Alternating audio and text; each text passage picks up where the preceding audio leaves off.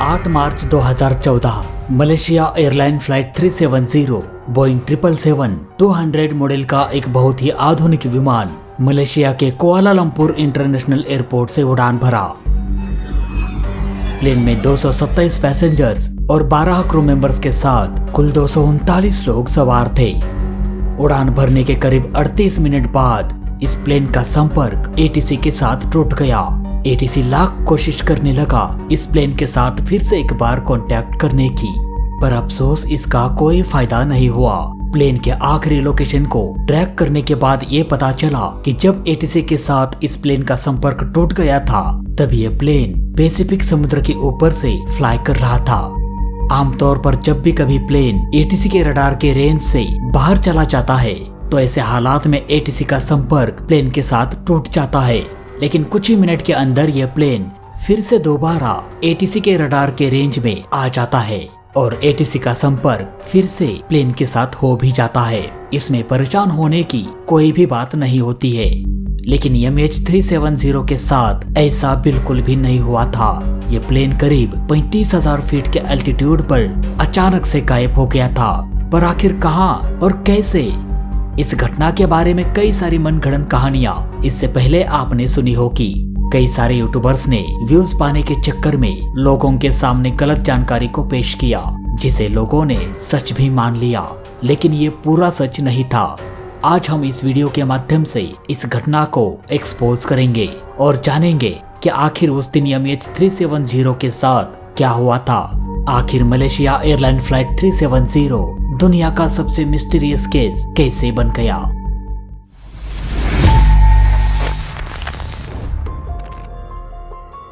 आठ मार्च 2014 Malaysia airline flight 370 Boeing 777-200 model का एक बहुत ही आधुनिक विमान मलेशिया के कुआलालंपुर इंटरनेशनल एयरपोर्ट से उड़ान भरने वाला था। ये एक इंटरनेशनल फ्लाइट थी। इस प्लेन को चीन के बीजिंग कैपिटल इंटरनेशनल एयरपोर्ट पर लैंड करना था। प्लेन में 227 पैसेंजर्स और 12 क्रू मेंबर्स के साथ सभी 239 लोग एक एक करके सवार होने लगे। इस प्लेन को 53 वर्षीय कैप्टन जहारी अहमद शाह उड़ाने वाले थे।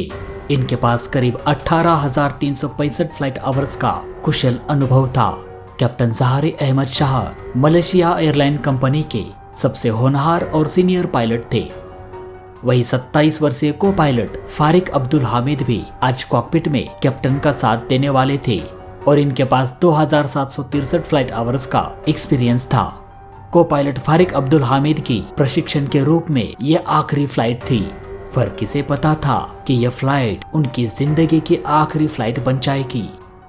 खैर, मलेशिया एयरलाइन फ्लाइट 370 बोइंग 777 रात के 12:42 पर मलेशिया के कुआलालंपुर इंटरनेशनल एयरपोर्ट से उड़ान भरा। इस प्लेन को करीब 5 घंटे और 34 मिनट का सफर तय करके बीजिंग कैपिटल इंटरनेशनल एयरपोर्ट चीन में लैंड करना था।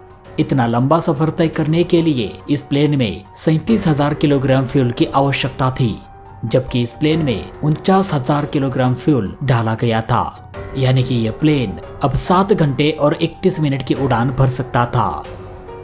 यह अतिरिक्त फ्यूल इसलिए डाला गया था ताकि अगर इस प्लेन को बीजिंग कैपिटल इंटरनेशनल एयरपोर्ट पर लैंड कराने में कोई दिक्कत आती है तो ऐसे कंडीशन में इस प्लेन को नजदीकी जिनान एयरपोर्ट या ओकियांग एयरपोर्ट तक आसानी से ले जा सके। उड़ान भरने के कुछ ही मिनट में यह प्लेन करीब 35,000 फीट के एल्टीट्यूड पर पहुंच गया। देखते ही देखते फ्लाइट 370 कुआलालंपुर एयरस्पेस को पार करके वियतनामी एयरस्पेस में दाखिल भी हो गया। इसीलिए कुआलालंपुर एटीसी कंट्रोलर ने फ्लाइट 370 के पायलट से कहा, मलेशिया 370 हो ची मिन 120.9 से कांटेक्ट करे, गुड नाइट। इसके जवाब में फ्लाइट 370 के कैप्टन जहारी अहमद शाह ने कहा, गुड नाइट मलेशिया 370।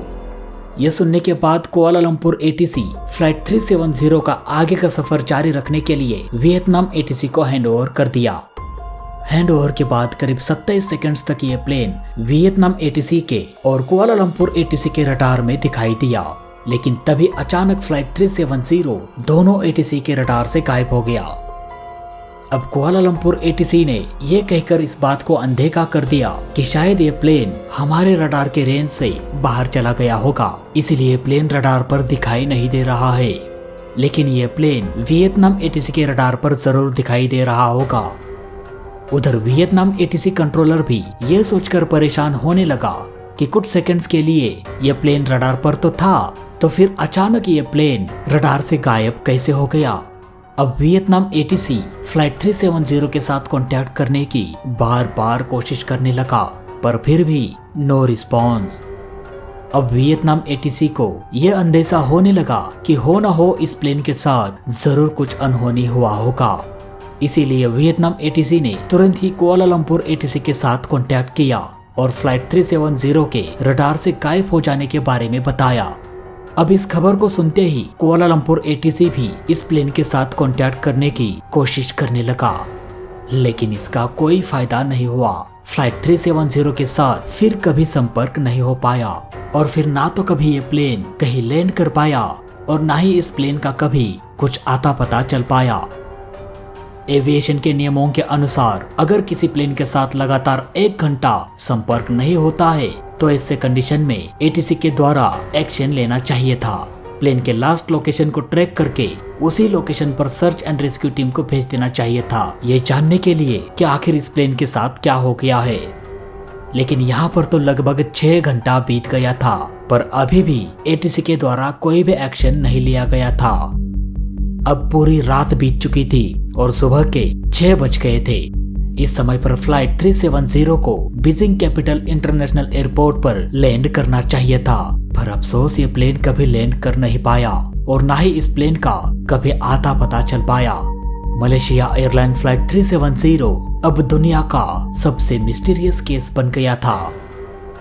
फाइनली अगले दिन सुबह सर्च एंड रेस्क्यू टीम को प्लेन के आखिरी लोकेशन पर भेज दिया गया, ये पता लगाने के लिए कि आखिर इस प्लेन के साथ क्या हुआ होगा।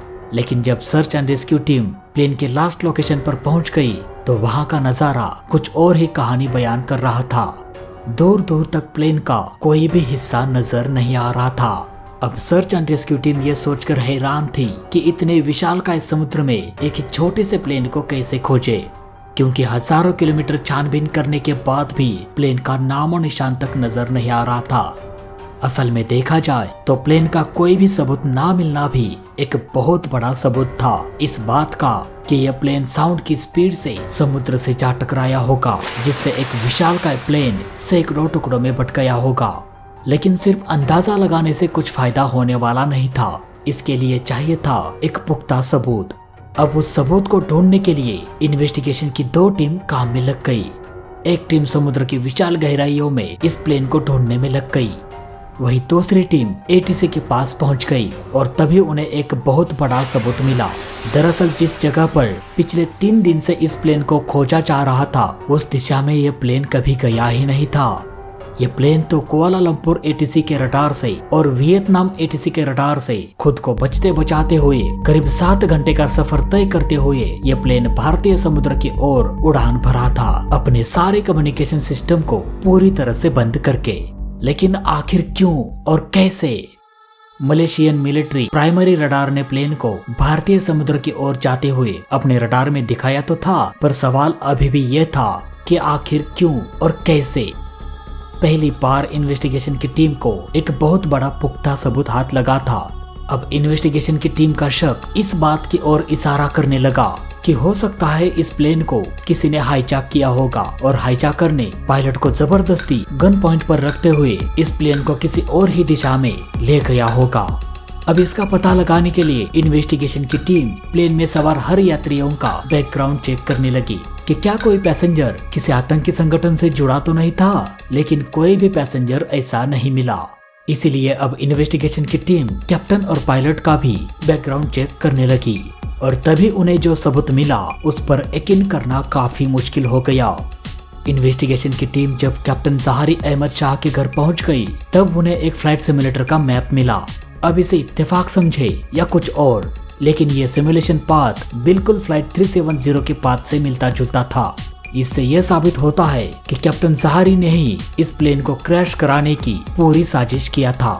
उसने पहले से ही तय किया था कि इस प्लेन को क्रैश कैसे और कहां किया जाए। वही कैप्टन जहारी के खिलाफ और एक बहुत बड़ा सबूत मिला था और वो था प्लेन का ट्रांसपोंडर। ये ट्रांसपोंडर प्लेन के कॉकपिट में लगा होता है। इसका इस्तेमाल पायलट इमरजेंसी हालात में एटीसी के साथ कांटेक्ट करने के लिए करता है। ट्रांसपोंडर में 7700 नंबर दबाकर पायलट बिना बात किए एटीसी को प्लेन में आई मुसीबत के बारे में सिग्नल भेज सकता है। लेकिन उड़ान भरने के 42 मिनट बाद जब यह प्लेन कुआलालंपुर एटीसी और वियतनाम एटीसी इन दोनों के रडार से गायब हो गया था, उसी वक्त प्लेन का सारा कम्युनिकेशन सिस्टम एकदम से बंद हो गया था। इसमें प्लेन का ट्रांसपोंडर भी बंद हो गया था। लेकिन जैसे कि हमने वीडियो की शुरुआत में ही कहा था कि फ्लाइट 370 एक बहुत ही आधुनिक प्लेन था। यह प्लेन जब एटीसी के रडार से खुद को बचाते हुए भारतीय समुद्र की ओर उड़ान भर रहा था, तभी यह प्लेन ऑटोमेटिकली सैटेलाइट के साथ कांटेक्ट करने की कोशिश कर रहा था, वो भी करीब 7 बार।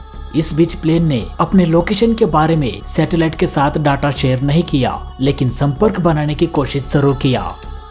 ये ठीक उसी तरह हुआ था जैसे हमारा मोबाइल फोन पब्लिक प्लेस पर लगे वाईफाई के साथ ऑटोमेटिकली कनेक्ट हो जाता है। हमें किसी भी तरह का पासवर्ड या कोई भी एक्टिविटी करने की कोई जरूरत नहीं होती है।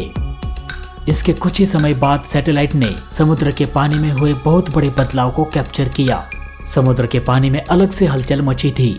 इससे ये तो साफ साफ पता चलता है कि मलेशिया फ्लाइट 370 इसी विशालकाय समुद्र में कहीं दफन हो गया था। इस घटना से पर्दा उठाने के लिए कई बड़े बड़े सर्च ऑपरेशंस चलाए गए, लेकिन अंत में सिर्फ निराशा ही हाथ लगी। इस घटना को हुए आज 9 साल बीत गए हैं। इस बीच कई सारी सुर्खियां सुनने में आई। साल 2015 में एक मछुआरे के घर से प्लेन के लैंडिंग गियर का हिस्सा बरामद किया गया, जिसे ये कहा गया कि यह हिस्सा यमी 370 का ही है। अब होने को तो कुछ भी हो सकता है, लेकिन सच तो यह है कि इस घटना का राज उस प्लेन के साथ और प्लेन में सवार 239 लोगों के साथ ही समुद्र के अनंत गहराइयों में हमेशा के लिए गायब हो गया था, जिसे ढूंढ पाना अब इंसान के बस की बात नहीं थी। इतिहास में कुछ हादसे ऐसे भी है जिसका पता लगाना ऑलमोस्ट इम्पॉसिबल है। तो फिलहाल आज के वीडियो में बस इतना ही। वीडियो अच्छा लगा तो लाइक करना, बुरा लगा तो डिसलाइक करना और दोनों ही केस में चैनल को सब्सक्राइब जरूर करना। मिलते हैं दोस्तों अगले वीडियो में, तब तक के लिए जय हिंद, वंदे मातरम।